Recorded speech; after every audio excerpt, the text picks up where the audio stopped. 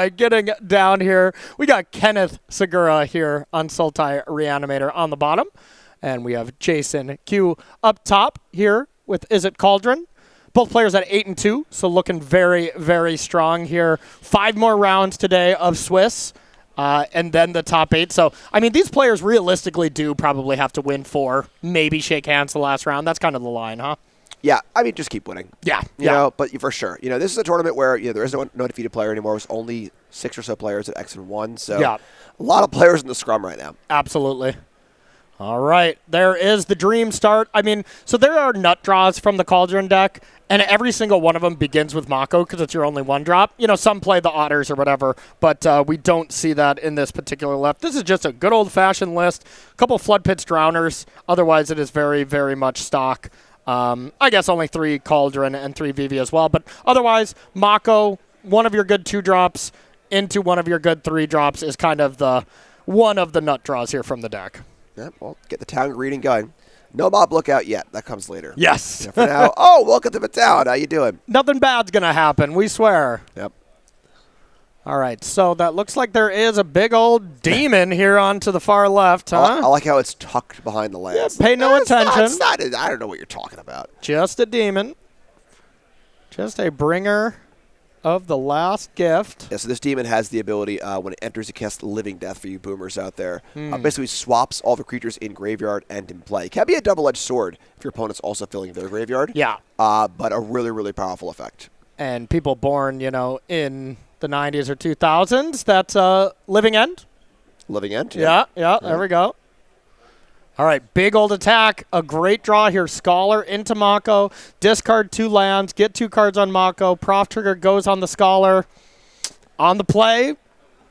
Hard to argue. Yeah, I mean, power and toughness. Yep. Yeah, this VV deck is really, really good at that. And it didn't set up, we haven't set up the VV stuff. There's not one of those in Yard, so it could have been worse for Kenneth here. That's 2 lands in the graveyard, right? Yeah, it looks like Mountain Soulstone Sanctuary. Okay. Yeah, I mean, it's funny how Jason can sort of try and preempt the bringer by just discarding creatures. Kind of like against Living End and Mono, where you just want to put cards in your graveyard, so when that's cast, you have things to bring back. Yeah. But, Kenneth's version, especially if given enough time, maybe it just doesn't matter if you got Terror of the Peaks and stuff, so. All right, Jason draws. Mako is dead, thanks to this really cool saga. Sagas are still my favorite type of thing in Magic. Like, I love a good saga. I feel like they're kind of like fixed planeswalkers, maybe, Like, a really good planeswalker is just too good, but a really good saga, I think, is just really fun. Yeah, and this is a really, really good one. Awaken the Honored Dead. Tailor-made for this deck. Yeah. The 3 colors the deck is: kills things, mills things, returns your superior Spider-Mans. It can actually discard the bringer from your hand to return a superior Spider-Man. Yeah. Completing the combo by itself. Card's excellent. Kills hate cards, kills Rest in Peace. Real just nice. Aptly named, too. Like, this does seem like it is the shell for it. And will be really cool to see how this deck develops into November as well. Winter Night Stories is coming down, so no matter what, we're going to have the ability to do some big stuff. 2 cards were discarded there. Now, Jim, why would you discard 2 cards when you only have to discard 1? Empty your hand, I suppose. Right? Yeah. Yep. So, a little Riddler time? Yep. Just getting yourself closer to Riddler when you got these extra cards is really what you want to do. So if you're discarding those extra cards, things are going well for you. I think also just discarding creatures for the possible bringer next turn. Bingo. So now we're Cauldron hunting. Didn't care about doing this pre-combat. The damage output of 7 damage was more important than this being 3 power bigger. Yeah, that's a huge flyer. Yeah. So now we get some mills. Are there big creatures? Oh, that's a second demon. So do they stack in any profitable way, or how to walk us through that, Jim? No, so it is templated in a way where you can't reanimate it, quote unquote. If you were to cast a Zombify, I don't think it would happen. Superior Spider-Man can circumvent that because you're actually casting the Spider-Man. But bringing back other bringers, there's going to be 6/6 flyers, which is still quite good. Okay. Interesting interaction. So Hedge Maze throwing a creature to the yard, but that also means no untap lamp.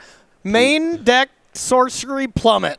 Love it. And that's quite potent, honestly. In fact, this is a good enabler for the deck. It mills and gains some life, but it's also just, hey, oh, you have a Riddler in play? I'll just kill that. It's not ideal, but a great modality to have on your spells. But now you got to think there's no 1-mana interaction. You got to think that if there is a Cauldron, which there is not, 2 into the Floodmaws and a Torch the Tower.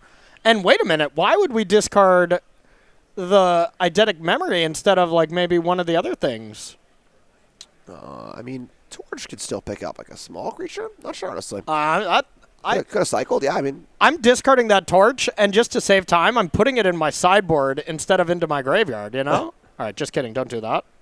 Oh, there's Arden though, the Usurper. Just an absolute bomb in Final Fantasy Limited. Yeah, definitely a house. You know, a spot where you said that Jace has a Floodmaw in hand, correct? 2. 2, yeah, that's phenomenal here. So, Spider-Man does exile the target as part of the copying effect for not exactly sure why, but it just does. Yeah. So, being able to... Because it's the superior Spider-Man. There can only be one. Right. All right, so discarding the Arden to return to the Overlord on the 3rd chapter of the Awakened the Honored Dead. Okay. And now is it time? No. But we can destroy that creature with a card that we saw a good chunk of in the Insidious Roots deck. Disruptive Stormbrood. Yep. The spell omen being Petty Revenge. Kill a small creature. Shuffle back in. Cool little card. Yeah, I mean, honestly, Kenneth does a pretty good job of keeping the board clear. Yeah. But Jason is doing a pretty bad job of drawing Agatha's Soul Cauldron, and at any point, you find that, and there might not be a next turn, so... I mean, there only are 3 of the list, you know, like you were saying, so some folks are taking the choice of going down the card a little bit, and being a little less reliant on it. In spots like this where you are kind of a combo-y matchup, it hurts. The only thing I can think of is Jason did not have 3 or 4 of each of them in his collection, because that's the only reason that I would put less of that card in my deck. But no, I mean, you know, there are plenty of people that are playing less of it. It's a conscious choice between players, but a conscious choice I well and truly do not believe in. Well, we're going to see who's right. Yeah, I guess so. I mean, I definitely can't be right because I'm sitting here. I'm not in the day 2 of this event in the feature match area, that's for sure. We're like kind of in the feature match area. That's a good point. We're adjacent. That's a good point. Yeah, we're the building. We're loud enough that they can probably hear us. That is why we see the headsets on as when we get later into these tournaments. The hall empties, our excitement builds, and that combination, honestly, they're very much wearing a headset because you're just so loud, Jim. I know. You are just far too loud. I really got to tone it down a little bit. Thanks, buddy. Yep. So big things here from Jason. You would think if you got it all wrapped up, ready to go, you would do so. But I feel like Jason's almost just waiting for this Superior Spider-Man to get going. As Jason just wants the creatures that are in the graveyard back. Do some looting. Look at the exact text on the bringer up here. I want to know the interaction between, because I know it exiles, or the bringer's cast, I'm sorry, Superior Spider-Man. Yeah, let's get Bringer of the Last Gift on screen so we can all look along with this one. Yeah, because so you bounce it. I see Superior Spider-Man too. So as far as Floodmaw goes, you know, the Spider-Man exiles the card. Yes. So you lose it. You still get the trigger.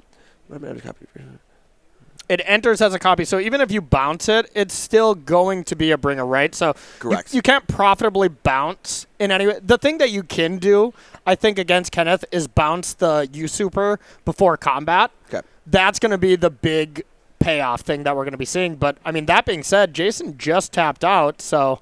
Wow, this is supposed to be the Spider-Man turn, and we did not find it. So Jason took a risk here, saying, hey, I'm not doing anything if I don't do this play. And it kind of paid off as Kenneth just cannot find it. Yeah, and there are a lot of creatures in the graveyard for Jason also. Yeah. I mean, there's a Vivi in there, there's a couple Phobos. Do you think he has it and just is not playing it? I mean, I think that Kenneth has a lot of good stuff too. Yeah. Maybe Kenneth is trying to build towards his Terror of the Peaks, like just going to combo win. Yeah. There's one Terror of the Peaks. It doesn't take many Terror of the Peaks to win the game. So Terror of the Peaks sees every other creature come in and deals damage equal to that creature's power.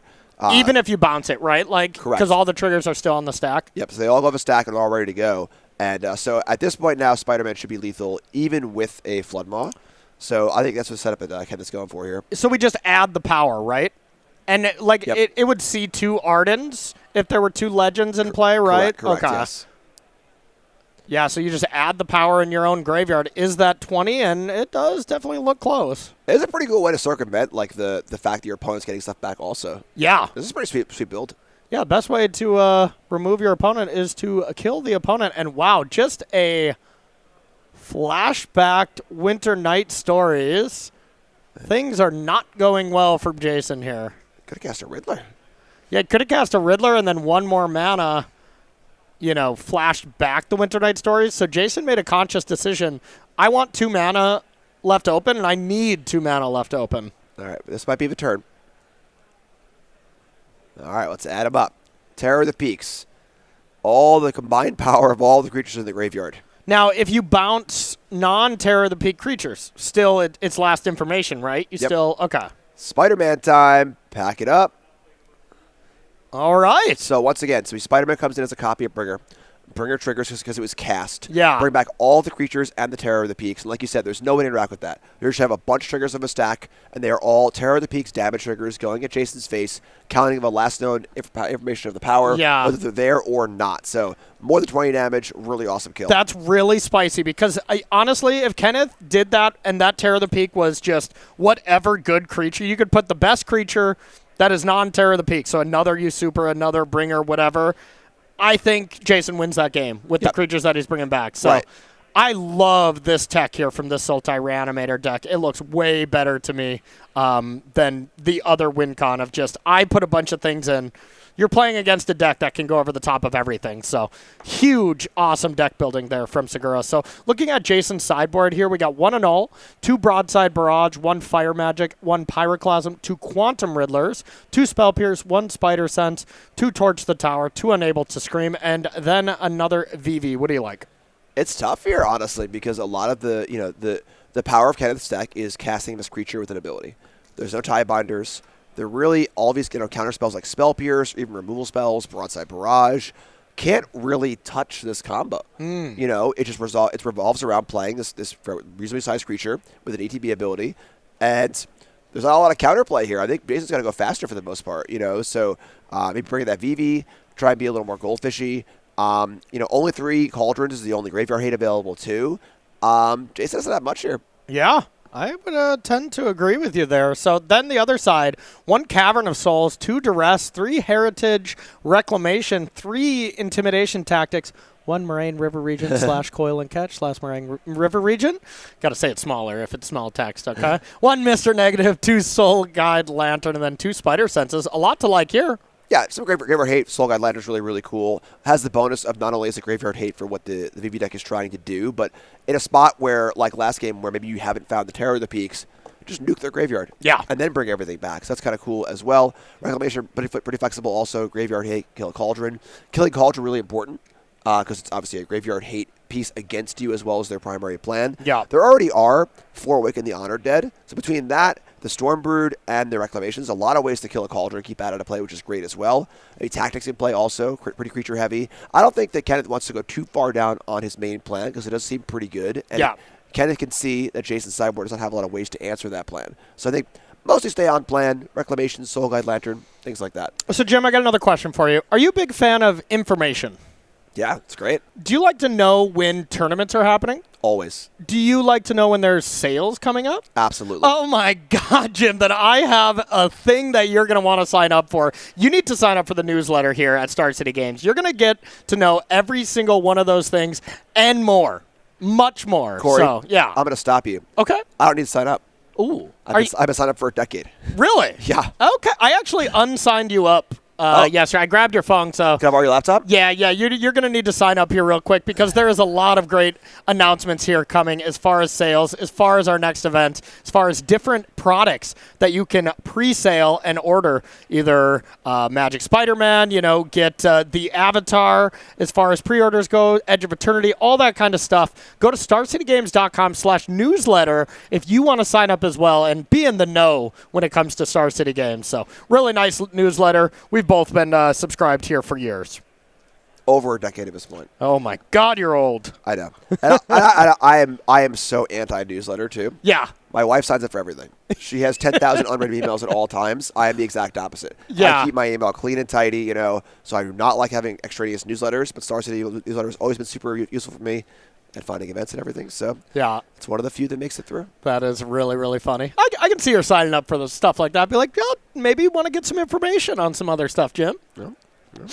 All right, so let's maybe do a live look-in and see one of our backup feature matches that are going as these players get all shuffled up and ready to go. Yeah, we are open deck list on day 2 here. Yeah, so play slows down, right? Exactly. So sideboard takes a little bit longer, which gives us time to use our brand new features, which is awesome. Absolutely. So taking a peek in here, this is some of our 7-3 players. Quintanoli, the mono-red kind of king here. Wow. Just top 4 Worlds last year against Isaac Bullwinkle, another phenomenal player with Dimir midrange. Quinn's playing basic mountains. Yeah. Surprise. I did see his tweet today, and he's like, this is the worst deck I have ever day 2'd a tournament with, and it's not close. Snuck in at 6-3. So that was his quote. So maybe Mono Red is not the best deck in the format when even Quinn is like, I don't know about this one. Yeah, that's pretty funny. That is pretty funny. So, oh, man. We'll keep it here until we see our players have kept down below, but kind of walk us through what we're seeing here. How does this matchup go with Dimir midrange against Mono Red? It's very, very build dependent. Yes. And we see in play right now, Preacher's the card you want. The more, small, finicky, like interactive creatures you have, the worse it gets. The more like mid-rangey cards like a Preacher you have, the better it gets. There's a lot of flexibility here also, so. Cool. We'll see how that one unfolds. Players were 7-3 there, so it's a little outside looking in. They're definitely going to have to just win out from here to have a chance, but we will check back on them as we got our match beginning versus Jason and Kenneth. Land pass and a duress off of starting town and fires it off here. Okay, that's a good hand. You got a lot of options. What do you like? It's very dependent on Kenneth's hand. Yeah. Soul Cauldron is one that jumps out immediately, obviously, as being both the key card in Jason's deck and a graveyard hate piece against Kenneth. Yeah. I guess with no other creatures available, the props isn't as scary, so it's kind of just a Cauldron here, I think.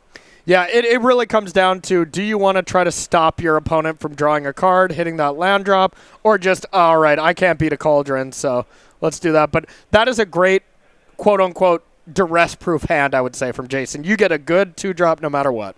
Yeah, and it's interesting, Spidey Sense you saw in the hand, that can counter a triggered ability. It can't counter the ability on Superior Spider-Man, I believe, because it enters as. Yes. But it can counter the Bringer trigger. Yes. So, okay. Not your granddad's negate, huh? Yep. Overlord of the Belmark getting impended. See what kind of goods we got. Uh-oh. Oh! There you go. There's the creature. Almost a whiff there. Instead, the best possible hit. Must be nice. Overlord is quite good in this deck. I mean, Overlord of the Belmark is such an incredible card. We've seen it do almost more things in older formats like Modern, but it is truly incredible in the right deck as well. Yeah, card's great. Yeah. It was probably the least assuming of the Overlords when it was first printed. Mm-hmm. And everyone was very hype about the green one and the white one. But even the red one, people were like, ooh, damage. Yeah. But, Where's the green one now, huh? Looks like you really needed up the beanstalk to be a good card, Green Overlord. Yeah, and Overlord of the Belmark is so cheap. It sees so many cards. Yeah, pretty good. And we did find land 3, and we found a Scholar. Both of those things were not in hand, and now Scholar discarding Winter Night Stories. Now Jason has one of my favorite plays all lined up next turn, and that is just Warp Riddler and Harmonize Winter Night Stories. It is just so spicy. Sorry, Corey. Awaken the Honored Dead. No Scholar for you. Ugh. Fine. Card's great. Fine. Card is great. Really good. Whenever you have a card in your synergy deck that promotes your synergy while also interacting, you couldn't ask for more. Wow, and Mako with the Riddler line available if we so choose.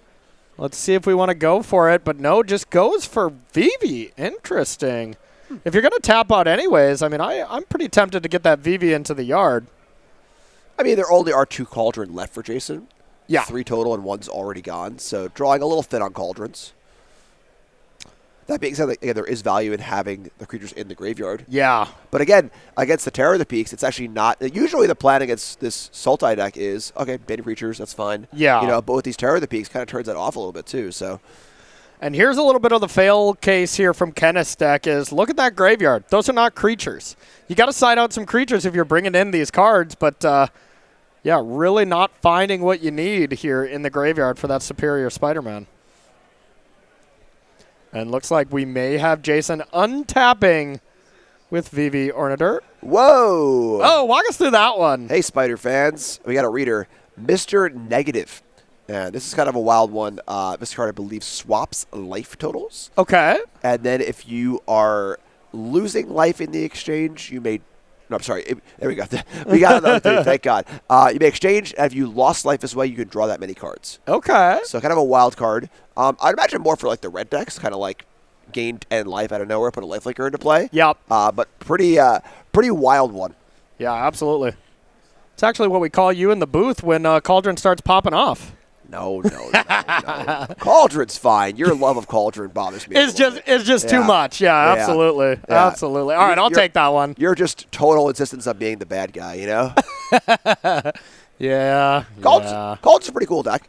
As far as, best standard decks go, like, this is a pretty fun one. Does a lot of cool things. It really does. The games are interesting for sure, but you gotta branch out, man. You really gotta, there are other decks you can play. You can have a little fun, spread your wings. Admittedly, you're not negative at all. I was just trying to sneak that into some joke, and that's the best I got. So, thanks for continuing to hammer home that was a very mid-tier joke at best.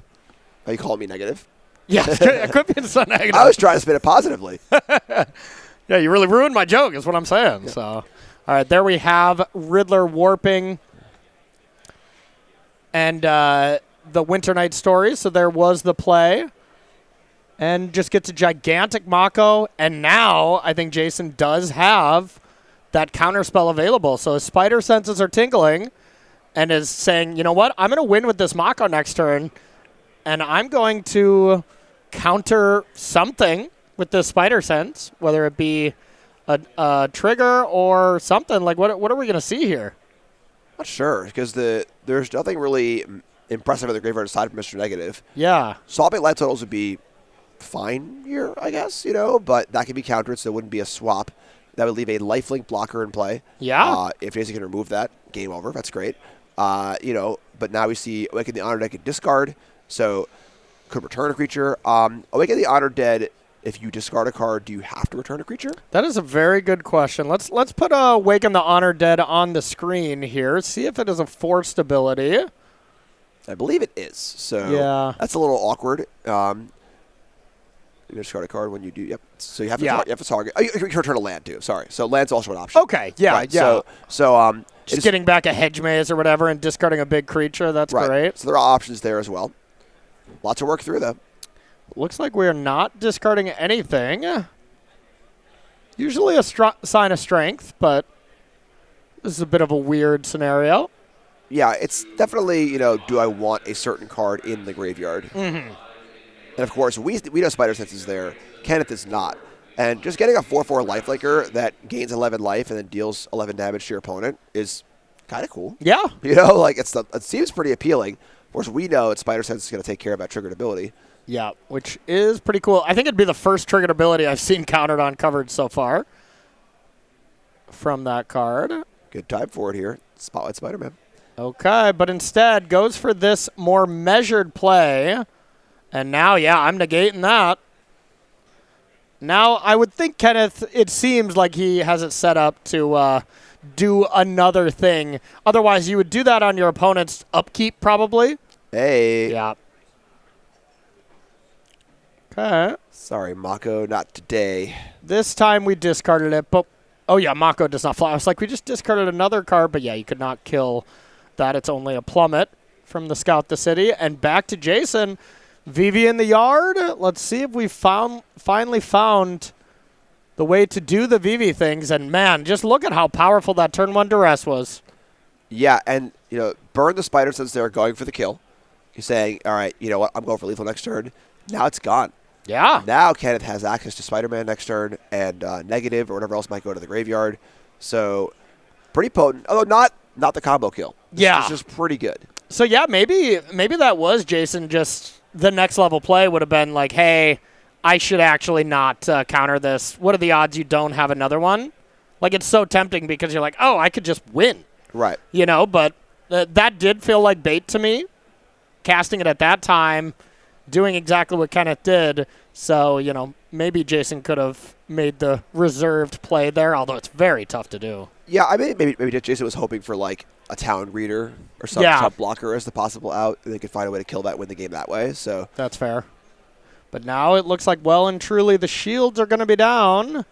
Get a bunch of counters on one of them, but no land drop, so nothing but gas in hand from Jason, and it's time for Kenneth. Now if you got the goods, it's time to do it, huh? Discard a bringer maybe? It's game time. I mean, there's a lot of creatures in Jason's graveyard, a Riddler, a Vivi, a Mako, and not that many in Kenneth's graveyard. Yeah. So, discards a Reclamation, picks up a land. That was a Surveil land? Looks like a Hedge Maze, yep. All right, well. Hedge Maze, a bringer right into the yard. Why not? Nope. Almost. Spider, yes, no. I like that. Get a maze first, take a peek. Yeah. Get the options. So now it's just Mr. Negative, right? Yeah, I think so. This is pretty good. Yeah. Okay, so walk us through what happens now, Jim. So, Spider-Man comes in as Mr. Negative. It's a 4/4 version of that card. Okay. We're going to swap life totals. Kenneth's going to go up to 20. Jason goes to 9. Simple as that. Cool. Or 6, right?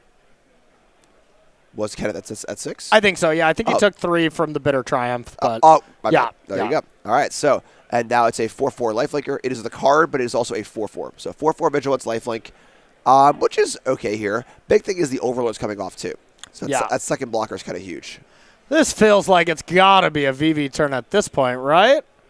Jason's moving a little faster at least, so let's see. Yeah, I mean, sizing here, get to outsize these Makos, but 20 life is a lot. 20 life is a lot. And now with Jason at 6, also need to be aware of, you don't want to die in the backswing. Yes. So, yeah, that Bitter Triumph to lose life there was actually pretty spicy. Yeah. And Kenneth probably would have went down to 3 if he knew for sure this would resolve, but it was a little risky. Then you just die to Tersa, Kenneth is counting library right now? Well, you got to know. Just got to know what your library is. Okay. It's probably I can't believe I haven't found a bringer in X amount of cards. Big things from Jason. Big turn. If you still don't have it, turn one of those Makos sideways and, start telling some stories. At this point, Jason has to recognize, I need Cauldron. Yeah.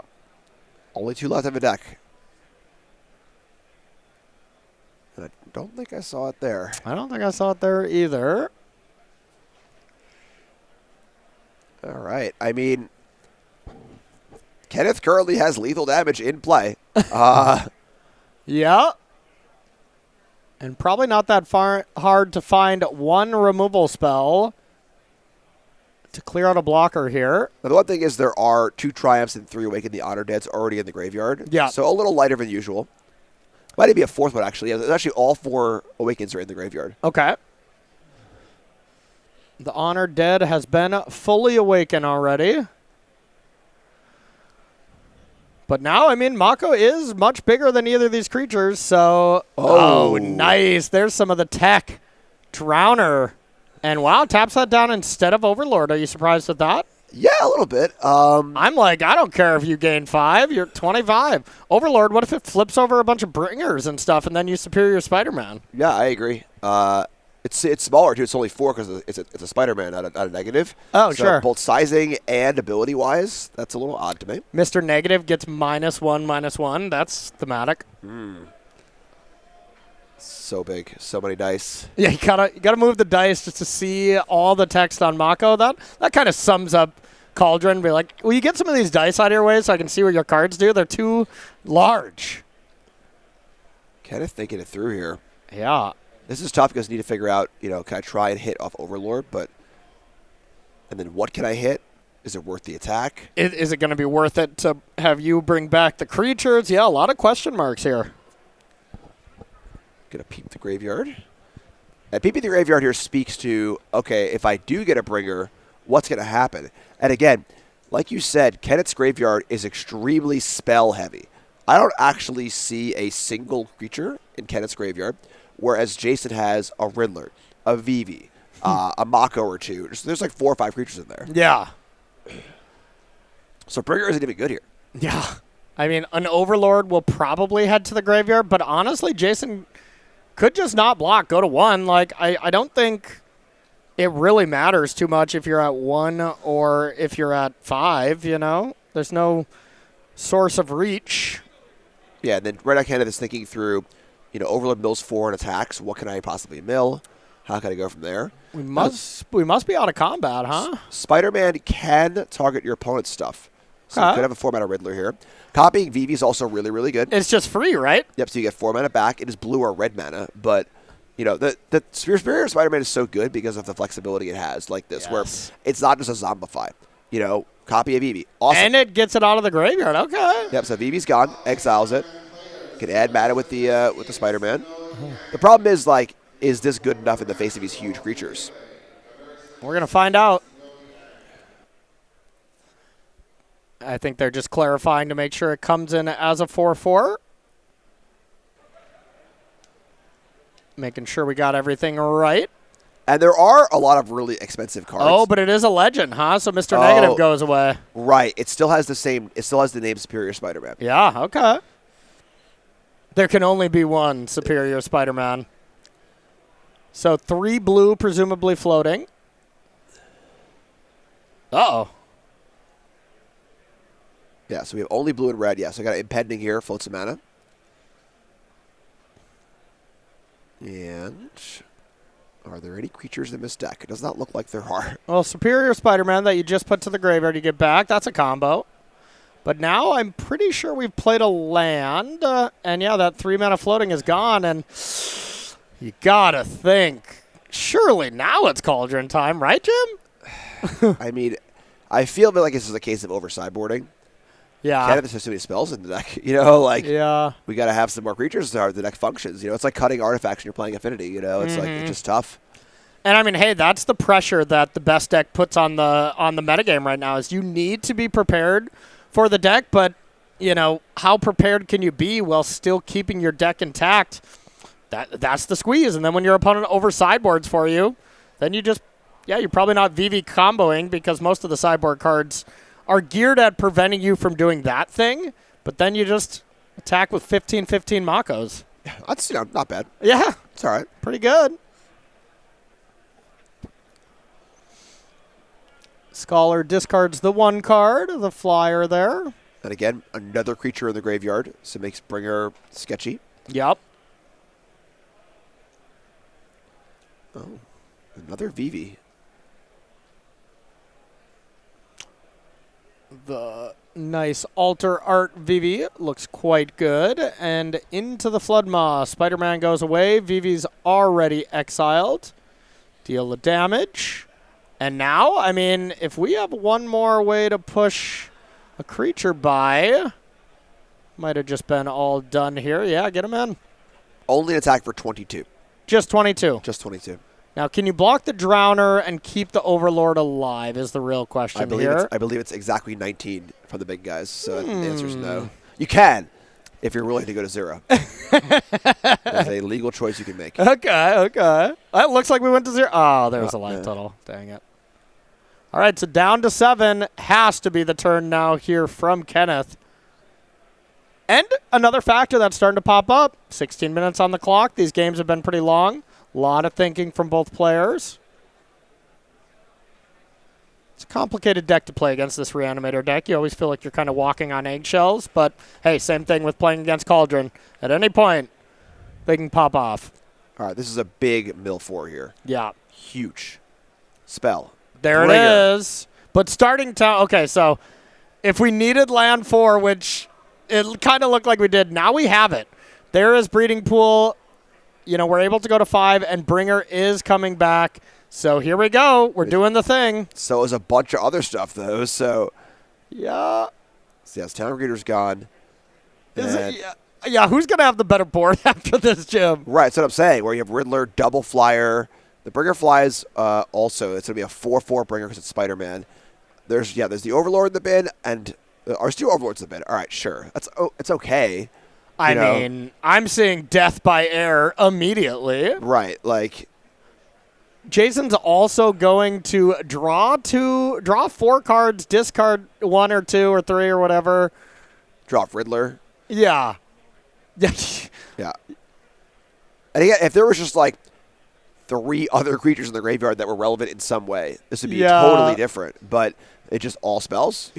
4 sagas, these bitter 4 saga, 3 bitter triumph. You see a couple search the city. It's just like it's all the interaction. Yeah.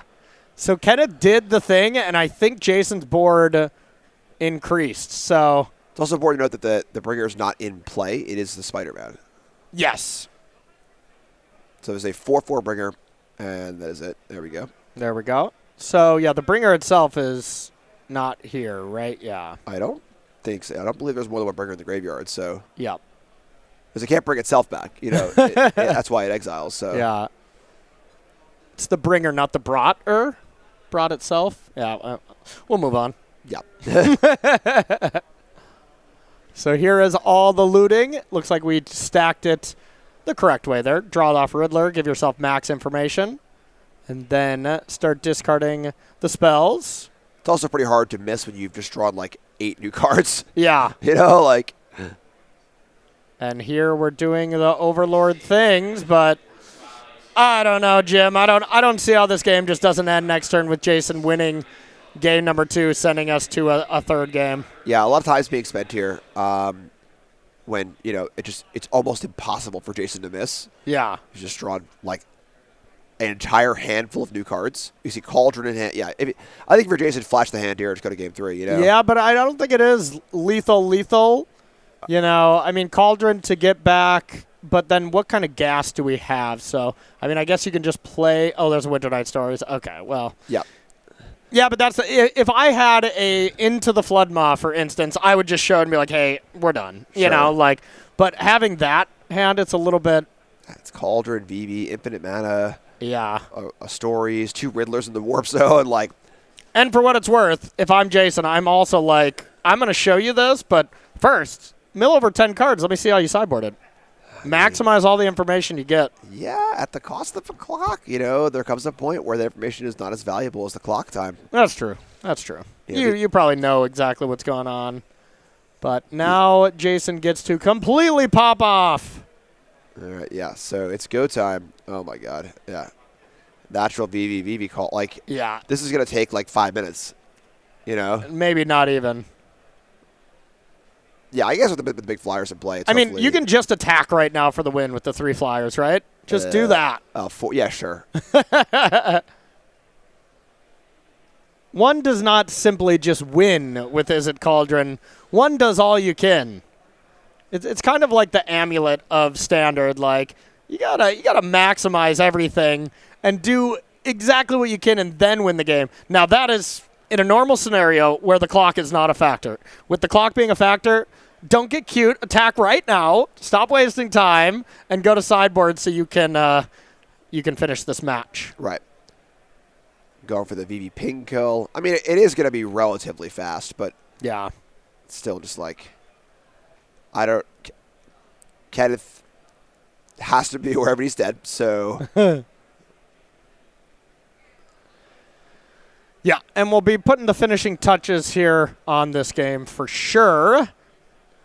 And there it goes. Kenneth scoops it up. These players have 11 minutes to be able to come to a natural conclusion. Jim, any changes, play draw? I don't think it's play draw. I think it's almost just strategically. I mean, Kenny did draw all 4 sagas, all 3 bitter triumphs, drew a lot of the spells. Yeah. But you just like can't cut that many spells, and your deck just doesn't function anymore. So like I think a card like where is it? Scout the City, where it's an enabler if it's not a creature. Maybe you could shape down on those a little bit. The game's going to go a little longer anyway. I don't think that, like, raw speed is important. But, I mean, it's pretty hard to mill over half your deck and not win. Yes. I feel like. It's a bad space to be in. That's more of a sideboarding or deck building concern than a gameplay concern, I think. Yep, totally agree with you. So before we get into it, let's talk about what we got going on now. If you want to pick up ways to protect your cards, brand new cards, or just any kind of sealed product, StarCityGames.com is the place to do it. You can do some pre-orders here for Spider-Man, pre-orders for the Avatar, as well as, get some sleeves here from Dragon Shields, one of our sponsors here in this event, as well as some cards. Get some Soul Rings for your Commander deck. Get some Frogs for your Modern deck. Get some Fomos. Oh, hold on. Soul Rings? Is that why you always have Soul Ring on turn 1? Jim, okay, we've played a couple games together. I just got lucky, okay? Oh, yeah, Soul Rings. All right. Yeah, okay. Jim, okay. You can build more than one deck. I know you only own one Muxus Commander deck, but you actually can have multiples, and you can just buy 2 Soul Rings for that case from StarCityGames.com. All right. I'm going to be peeking through Corey's deck list here. Yeah. Soul Rings. Yeah. Oh, look, I have turn 1 Soul Ring, Arcane Signet, Soul Ring. Yeah. To be fair, it seems like you have multiple Soul Rings and stuff in your Goblin deck, because I've never seen you hit more than one card off of Muxus, so. That is true. So pick up your supplies at StarCityGames.com right now as we get ready to head into the third game with 9 minutes. Can these players do it, Jim? Yeah. Okay. Yeah, absolutely. I think both players need to be cognizant of the clock. But when they go, they go. And I think it's also important that when these decks win, they can often win in one large turn. And the ability to do that when you're in turns, not needing to chip away damage or whatever, just on turn 4, you can just like, I'm going to win. Cool. Is pretty powerful. Alrighty, game number 3, a large game between these players. Maybe an elimination from top 8 match, essentially. 8 and 3 gets a little dicey, to say the least. You definitely want to keep those 2 losses for as long as you can at one of our Spotlight series. And if you're just joining us, everyone, thank you so much for stopping by here for Magic Spotlight Spider-Man. We've been having a lot of fun. Hope you've been enjoying watching this as well. And we should have the metagame for you next round to be able to show you, to see what the day 1 versus day 2 meta has shaped up to be. And we'll give you a little prefix. The deck on the top did pretty good. Jim. Yeah, not really a big surprise coming in. We all knew Cauldron was very, very good. Sources will confirm it is still very good. Exactly. All right, we're doing some scouting of the city for a town greeter.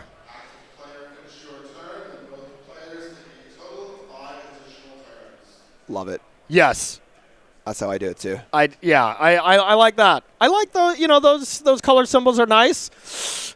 Doesn't look like a Magic card to me. I like that. Keep that exactly the way it is. Yeah, when I name the Cavern of Souls, I write it on a piece of paper, slip right in the sleeve. Yep. Love it. I take the card out, I write it on my Cavern, scribble it out, and then write the next thing on the card. That's kind of funny. Where I feel like I should have seen that. Like some Goblin player or Merfolk player who always plays that, and they just write it on their actual Caverns. I'm actually surprised I haven't seen that before. Yeah, could be you. Could be you with your Goblins, that's right. For sure. So FOMO coming down, discarding Winter Night Stories. Be able to do a little bit of looting. Second best card to put in your graveyard on turn 2. And Town Greeter. Where are the creatures in this deck? I mean, we got a Greeter and an Overlord so far. A little better than last game. Yeah. But hey, over sideboarding, maybe not even over sideboarding. We don't want to jump to that conclusion. Hello. Never mind. We got the perfect amount of creatures in the deck because they're in the graveyard right now. Yeah, so all lined up here for a great turn 4. Oh, man. This is lining up to be maybe an amazing play here on turn number 4 if we have the Superior Spider-Man. But the Soul Cauldron comes down, so you can respond to the Superior Spider-Man being cast and then eat the Bringer, right? But then it will become an Overlord, which Correct. is still good. Correct. So the Bringer, the Superior Spider-Man does choose our resolution, does not target. Yeah. So That's fine. And then this is kind of important because even if we see an Awaken the Honor Dead or someone to kill this Cauldron, which is also important to stop Jason from doing his plan too. It's not just a graveyard hate piece.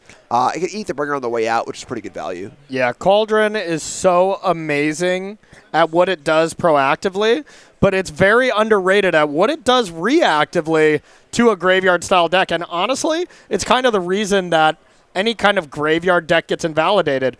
Rest in peace, Yuna. Yuna is a great card, an extremely powerful card in Standard. It's unplayable right now because it targets one of your giant enchantments in the yard. Yes, interesting to see Kenneth here just pass turn through mana up, looking like interaction perhaps for the Cauldron. And I would think you'd want to kill it and not allow for any more exiles. That Overlord there is pretty valuable, I think. Yeah. But might just be a general removal spell as well. So it says wait with the counters in response. What could that even be? I would assume not wanting the power in play for the stories, but yes. still need one more power to flash it back. Yeah. Cauldron can do that, so you have removal spell and you want to kill it, but not necessary just yet. Yeah, and how does the interaction with the Soul Cauldron work if it gets destroyed, but it's still tapped and targets a creature? You still got the counter, right? Yeah. Good.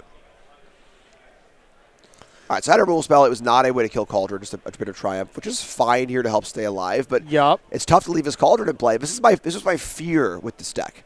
Well, okay, discard a Bringer, but all right, there's a Cauldron in play, So when the best deck in the format is playing this main deck graveyard hate card, you're signed to play a graveyard deck, you are certainly getting ready for a slog like this. Yep. Yeah, Bringers look a lot worse in the graveyard, and normally it's the card you for sure want to discard, but hello. No such thing. And you can cast that card, and oh my goodness. When it comes into play, destroy a Cauldron, or I guess did we have Spider Sense? That would have been sick. Yeah, so the problem here is that Spider Sense would have worked there, right? Yeah. If you web sling back, oh my god, that would have been incredible. It does remove the power from the board too, though, which I think is a little tough. Yeah. But now it was kind of weird to discard the Bringer the prior turn if this Dragon was available as the answer. Yeah. Because now it's gone forever. Now we're down 2 Bringers, so a little rough. Yeah, the Bringers have already been brought. So now we do have Delirium from Jason, so basically a surface value of 8 damage coming in, and if we start getting Proph's Eidetic Memory, plus a Winter Night Stories, or ideally, kind of the best draw Jason can have outside of the VV stuff is, Warp a Riddler, Winter Night Stories it back, play a land, Prophs, and you're basically forcing a chump block at that point. Looks like that is not the case. VV comes down, FOMO untaps, comes in for 4. Here it comes again for 4 more. A little strange to cast VV first there, right? Just giving them the information. Yeah, maybe. Yeah, I don't know. I was going to say maybe you want to play a spell if your opponent does something, but I can't think of a reason. Also, just speed, right? 2 minutes left. Sure. Yeah. Somewhat telling that the Brew didn't block either, because it's pretty good to bring back. Because back in the graveyard, it can kill the FOMO, et cetera, et cetera. Yeah. But yeah, I mean, that Cauldron, even though it's gone, it did some nice work. It put 2 counters on FOMO, which then dealt 4 damage last turn because of Delirium. It got rid of the 2 Bringers, so Segura's whole game plan has been invalidated. And yeah, now what do you do? Try and scout the city. Touche. And try is the operative word here. This is still on the stack. I would be very surprised. No, yeah, resolved. We were looking at the cards, yeah. The cards were off screen, my bad. All right, so Awaken the Honor Dead. Okay. It's in play. And Spell Pierce! Trigger, VV, and Jim, we could be all done here. Yeah, that's pretty good. Now a safe untap with VV, 1 chump blocker in play, active FOMO. Whew. Yeah, wow. Spell Pierce also, an okay card in the matchup. It doesn't stop the combo, but it definitely stops Awaken the Honor Dead. Yeah, and we saw so many spells in Game 2. Maybe Jason went back to the well and brought him for Game 3. Yep. All right, here's the Riddler. There's a Winter Night Stories in the yard. Got to make sure you maintain Delirium. Okay, so there's 2 Winter Night Stories. 1 damage upstairs from VV. Riddler gets turned sideways. 3 cards get drawn. Land, Proph, removal spell. Yeah. We don't even need a land because we have... There's Profs. Oh, boy. VV hasn't been activated yet. Sorry, Kenneth. I might have spoken into existence here. Profs could put 5 counters on VV, so VV can add 8 mana post-combat if we so choose. Or you can flashback Winter Night Stories right now, and that's going to do it. Or just cast Flood Maw. It works, too. Yep. 5 plus 10. Well and truly lethal. It's not even remotely close. And Jason Q takes it down and advances to 9-2 here with Izzet Cauldron. A